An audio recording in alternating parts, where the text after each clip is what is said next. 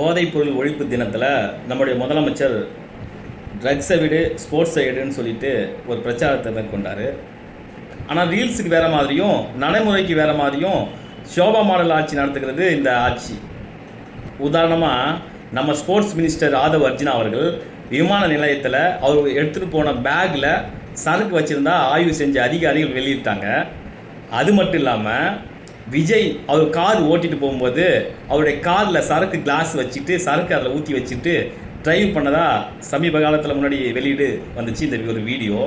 இது மட்டும் இல்லாமல் ஒரு எம்எல்ஏ சரவணன் ஒருத்தர் தாவைக்காவோட எம்எல்ஏ சரக்கு பீர் பாட்டில் வச்சுக்கிட்டு டான்ஸ் ஆடிய வீடியோ வெளியீடு வந்துச்சு.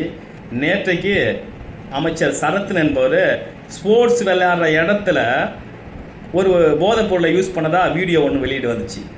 இதெல்லாம் பார்த்தீங்கன்னா ஸ்போர்ட்ஸ் சைடு போதையை விடுன்னு சொன்ன முதலமைச்சர் ஸ்போர்ட்ஸ் நடக்கிற இடத்துலையே போதையை யூஸ் பண்ணுற அமைச்சர்கள்லாம் இந்த தாவைக்கு ஆட்சியில் இந்த தற்கூரி ஆட்சியில் நடந்துட்டு இருக்குது.